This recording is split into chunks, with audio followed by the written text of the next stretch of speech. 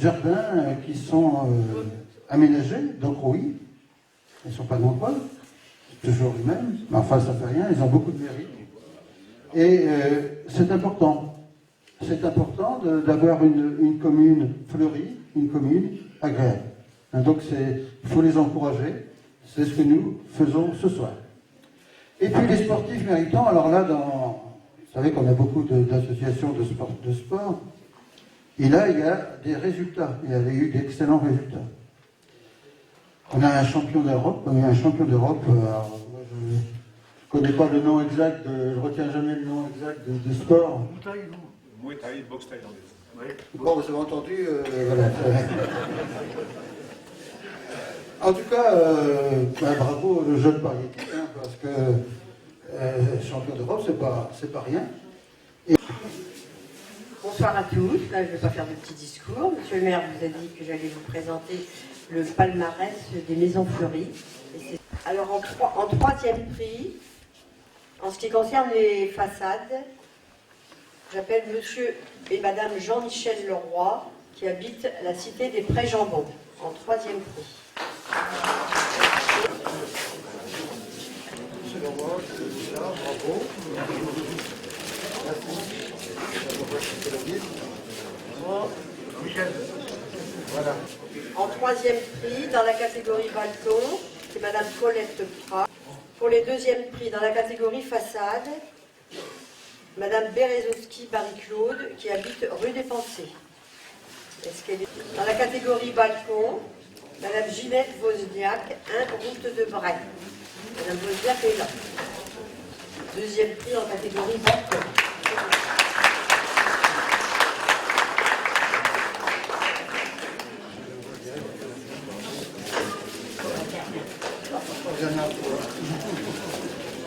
On n'a pas entendu madame Berezowski. Ah, d'accord. Ah, madame Berezowski. Madame Berezowski, je n'ai pas entendu.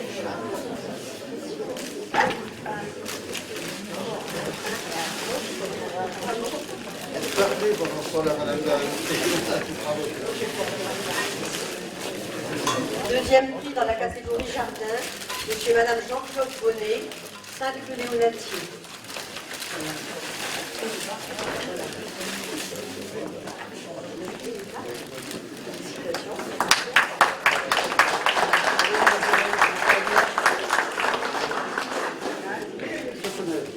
Et en ex-aequo, pour la même catégorie jardin, madame Chantal Sirosa.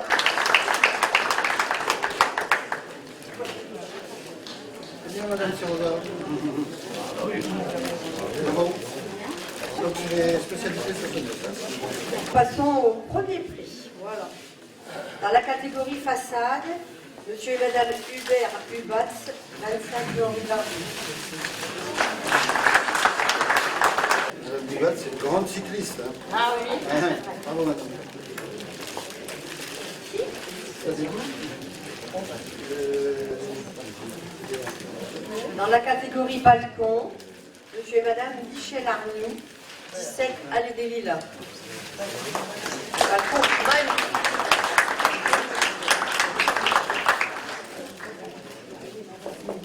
Bravo, madame Arnaud.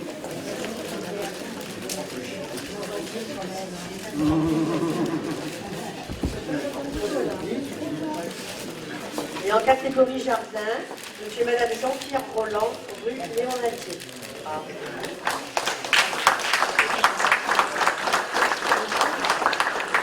Monsieur Roland, bravo. Et nous avons en hors concours, assez régulièrement, parce que ce sont des gens qui s'investissent vraiment tous les deux, qui malheureusement, pour raison de santé, ne sont pas là ce soir. C'est monsieur et madame Romanowski, rue Léonatier, à qui nous pensons sincèrement, et qui encore cette année se sont beaucoup investis, et qu'on est obligé de les classer en concours. Voilà.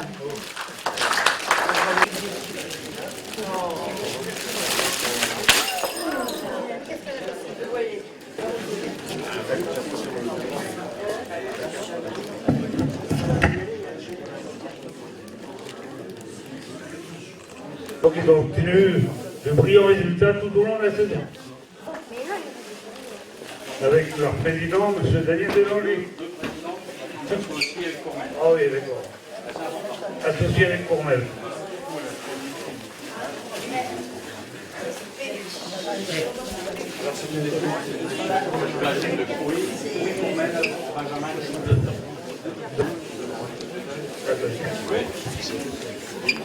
Bah déjà, je pense que c'est Hélène, celle qui a les résultats les plus... Bon, les devant les garçons, hein, toujours. Bravo, félicitations. Après, on va les prendre dans l'ordre, hein, Maxime. Maxime, félicitations. Ethan. Maintenant, on va faire une photo. Hein. Et Sacha, qui est pareil, quatre très très bons joueurs.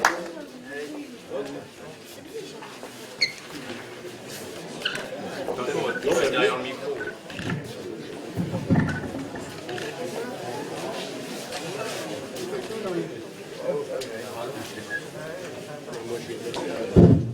On passe maintenant aux amateurs de boules. Donc la pétanque, le Vendéenne, avec des bons d'achat pour deux joueurs. Alors, je ne sais pas si je les vois.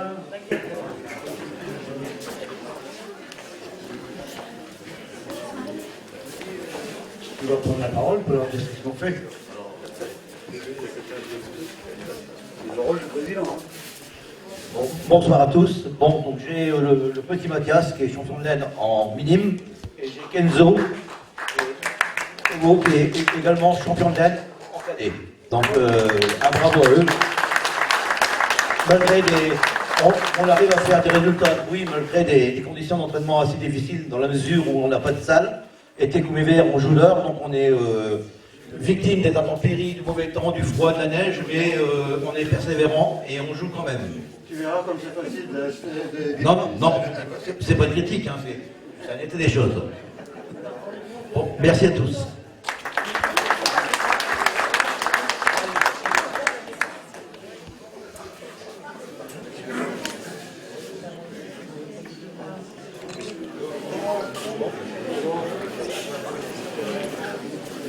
Allez, on passe au ballon rond. On va demander à Edith de venir, s'il vous plaît.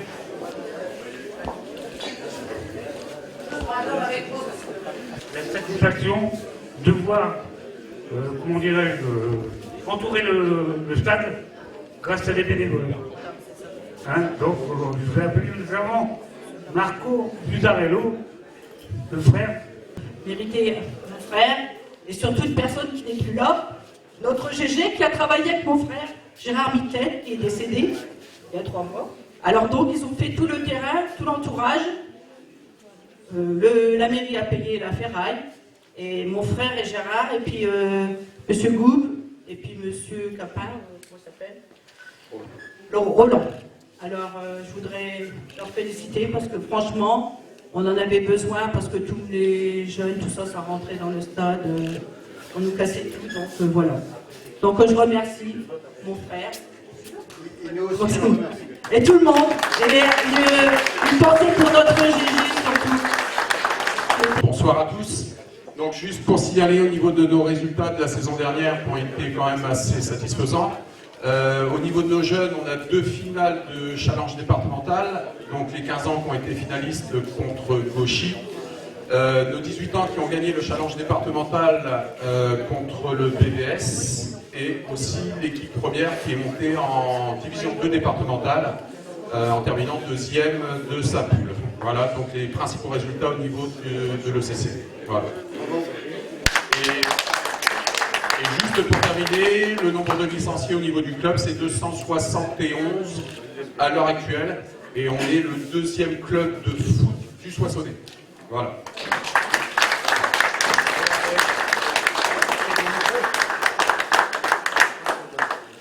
Après, c'est le judo de Jean-François. Tu peux venir, s'il te plaît. Donc on voudrait mettre à l'honneur Wendy. Donc Wendy, dans la catégorie des minimes, elle a été sélectionnée durant la saison qui s'est écoulée. Hein, donc je donne les résultats durant la saison qui s'est écoulée et depuis le début de la saison. Hein. Donc Wendy, pardon, elle a été sélectionnée pour la Coupe de France minime par équipe départementale. Et elle a été sélectionnée pour l'équipe en individuel pour la Coupe de France, hein, en individuel minime. Depuis le début de la saison, elle a participé à de nombreux tournois. Donc le premier tournoi dans les moins de 36 kilos au trophée départemental de l'Aisne, elle fait première. Elle fait première au circuit des Petits As de l'Oise, de Précy-sur-Oise. Elle fait première au tournoi labellisé de Nogent-sur-Oise.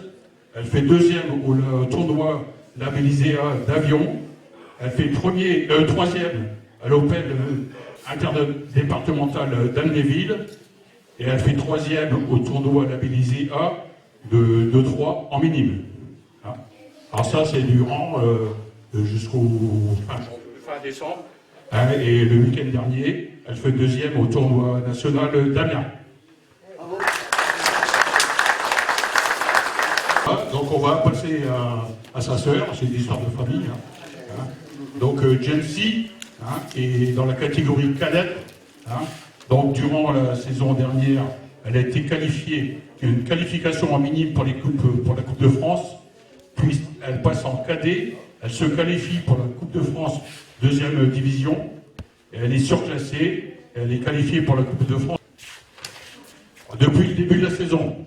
Donc elle participe au tournoi labellisé A de Nogent-sur-Oise, où elle finit en quart de finale. Elle fait troisième au tournoi cadet labellisé B à Ternier. Elle fait première au tournoi labellisé A d'Avion. Elle obtient ses katas pour sa ceinture noire. Donc ça, c'est le 30 novembre. Hein, donc tu as tes katas, il n'y a plus que la partie la partie technique, voilà. Hein, donc elle a déjà ses points. Il n'y a plus que la partie technique. Donc elle devrait pouvoir obtenir sa ceinture noire durant la saison. Elle fait 7e à l'Open international d'Amnéville. Hein. Elle est surclassée, elle fait 3e au championnat de Picardie junior. Et elle est qualifiée pour la demi-finale de la Coupe de France junior.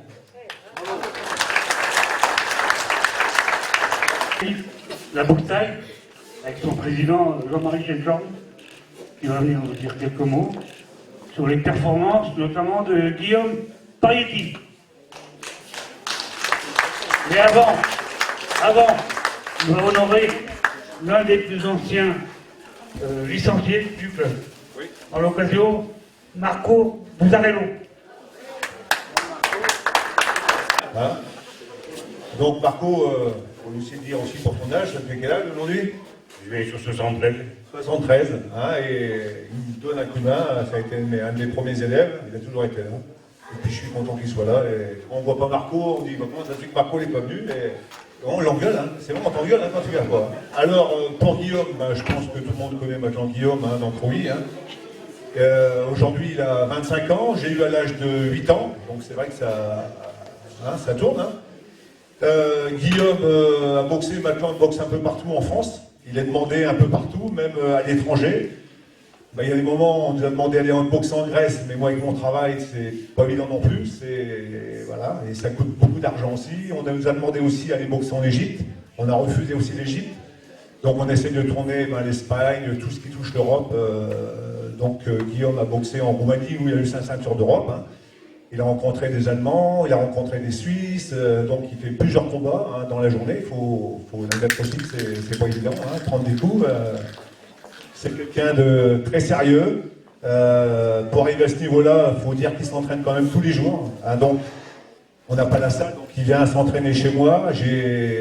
Dans mon sous-sol, voilà, il vient et puis voilà. Il n'y a pas de secret. Il faut travailler, hein, comme dans tout sport. Hein. Si on veut arriver à quelque chose, il faut bosser. Comme à l'école, comme partout ailleurs.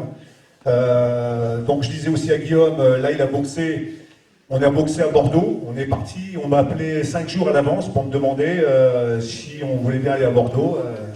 Il a fallu préparer Guillaume en 5 jours, je croyais que moi c'est très dur pour lui, pour avoir le cardio, parce que 5 rounds de 3 minutes à boxer, je peux vous dire que c'est les coups de genoux, les coups de coude, c'est quand même un sport assez viril.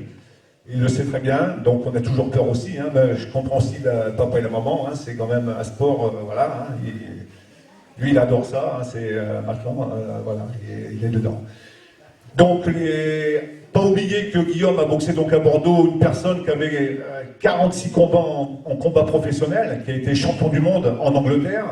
Il a défié tous les Anglais qu'il avait battus, donc pour nous ça a été très dur. Moi je suis content, c'est qu'il est allé jusqu'au bout, il a perdu au point, mais franchement, vous pouvez l'applaudir.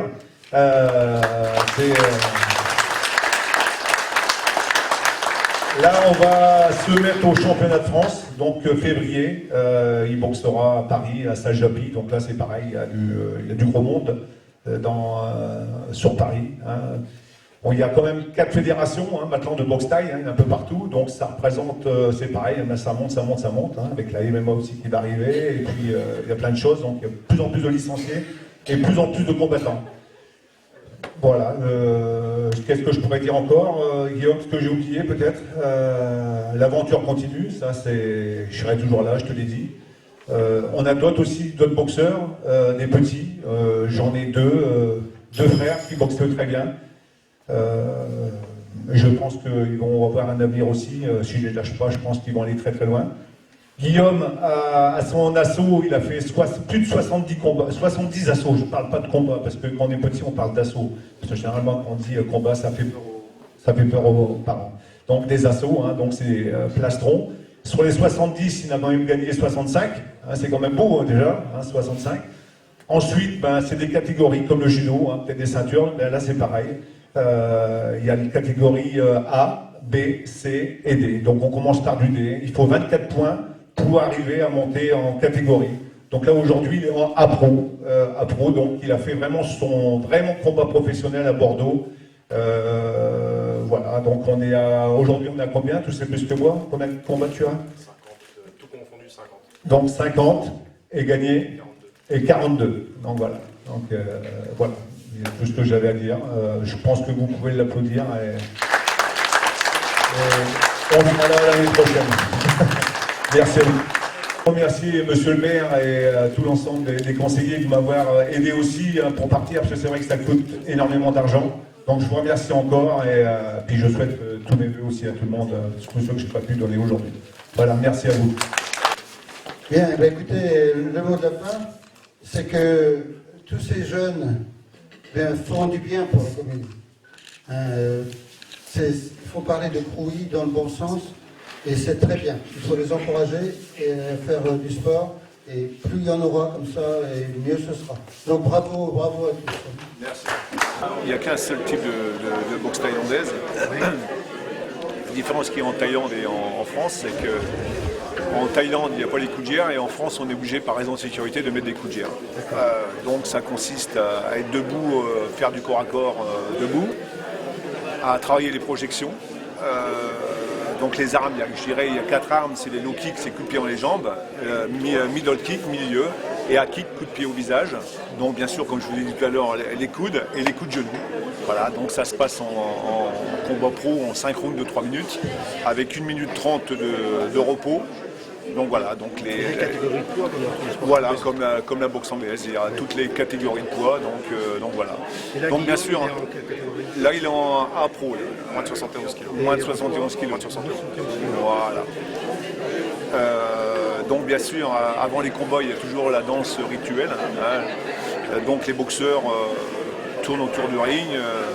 Et bien sûr, après il y a les recommandations des coachs qui sont dans le coin pour les protéger, pour chasser les mauvais esprits, pour recevoir les bons. Donc c'est tout un rituel.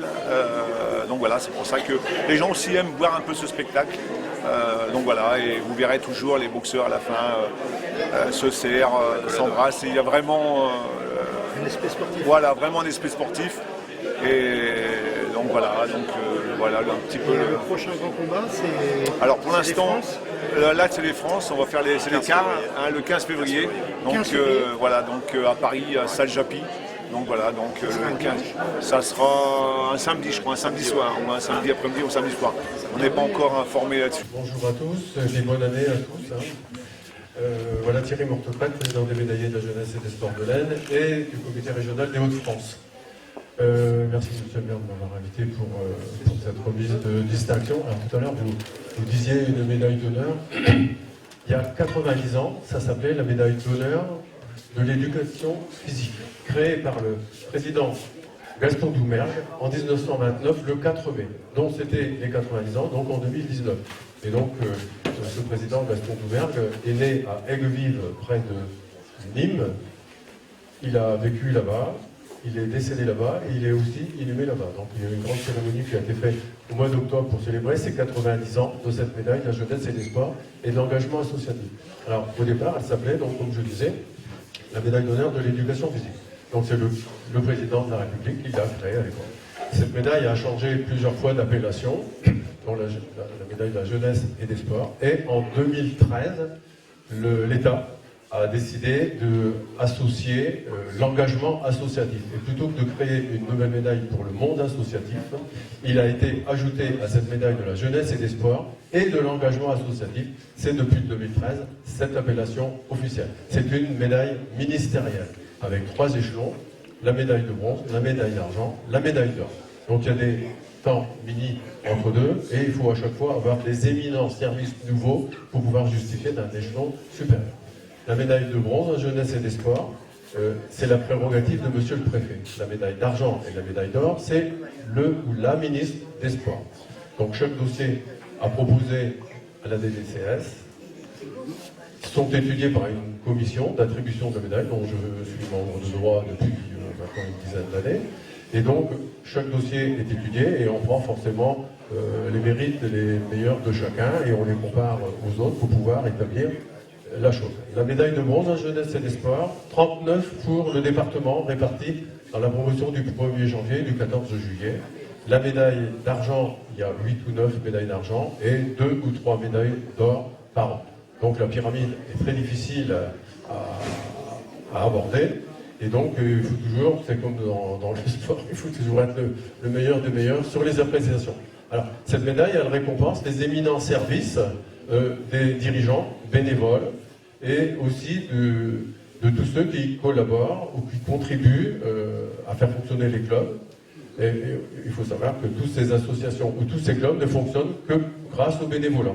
Donc si on fait le cumul et on valorise ce bénévolat, ben, on s'aperçoit que ni une commune, ni un club, ni un département, ni l'État ne pourraient rémunérer ces centaines de mille, ces millions de bénévoles qui œuvrent chaque jour dans l'ombre. Donc une fois ou deux dans l'année, si on peut les mettre sous les projecteurs, ben, il ne faut pas s'en priver, il faut le faire. Il faut récompenser ces gens.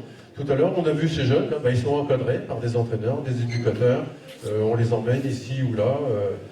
C'est l'apprentissage de la vie, mais c'est grâce aussi aux personnes qui étaient là. Hein. Nous sommes tous des éducateurs depuis de nombreuses années, et il faut penser aussi à récompenser ces éducateurs, ces encadrants, etc., pour aussi montrer à cette jeunesse qui va nous succéder plus tard, on l'espère, prendre notre rôle d'encadrant aussi, que c'est un encouragement aussi, et c'est aussi un merci. D'accord ? Voilà. Donc on va repasser dans les choses simples. Comité départemental, 226 médaillés regroupés. La Fédération française des médaillés représente environ 18 000 adhérents à cette fédération française. Elle est logée au ministère des Sports. Et je suis aussi membre d'une commission dans cette fédération des sports dans le côté juridique. Voilà. Donc on va passer maintenant à un sport de judo que je connais bien parce que je l'ai pratiqué jusqu'à un certain niveau quand j'étais beaucoup plus jeune, forcément. Et voilà. Donc, je vais relater en quelques si c'est possible de faire en diagonale, parce que quand on arrive à une certaine carrière, et les lignes s'accumulent et les détails aussi. Donc, après 2 ans comme membre du bureau à la section judo de Bussy-le-Long, c'est Jean-François. Jean-François prend la place de président, enfin il prend la place de personne, on l'a élu président.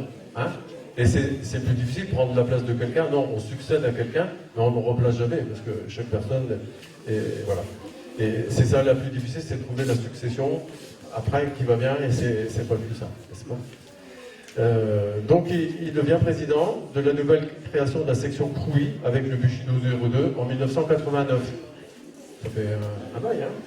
Et ensuite, il est toujours en fonction jusqu'en 2000 au titre du Bushido 02. En septembre 2000, la section Couy et de Bussy-le-Long décide de créer une nouvelle association qui s'appelle Judo Avenir 02. Et le président, Jean-Jacques, est président de cette section de Couy. Et à ce jour, et jusqu'en 2019, il occupait toujours ce poste, aujourd'hui aussi. Donc ça voilà, la grande association qui chapeaute l'ensemble, Judo Avenir 02, donc c'est Jean-Jacques, le président. Et il est toujours en poste à ce jour.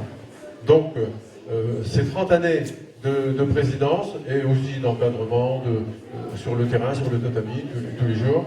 Donc, pour récompenser ces éminents services, Monsieur le Préfet, sur avis de cette commission préfectorale d'attribution de la médaille, lui a décerné la médaille de bronze de la jeunesse, des sports et de l'engagement associatif. Bravo. Derrière depuis le protocole cérémonial que je vais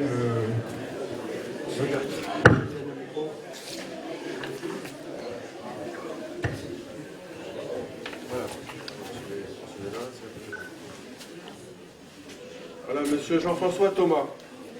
Au nom du préfet de l'Aisne, je vous remets la médaille de bronze de la jeunesse, des sports et de l'engagement associatif. Et avec toutes nos félicitations.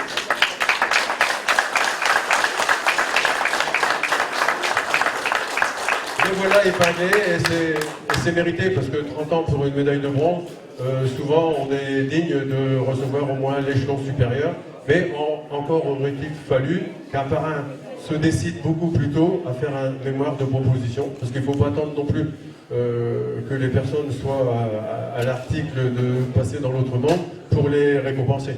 Moi je vous dis, et je vous suggère, de penser à récompenser vos anciens avant qu'il soit trop tard, et après c'est un circuit normal, parce que pour avoir la médaille d'or, maintenant quand on a un certain âge, s'il faut des mérites nouveaux, ils sont plutôt derrière que devant maintenant, sinon être président de la Fédé ou autre. Voilà, donc avec toutes nos félicitations, merci Monsieur le maire, merci Jean-Yves.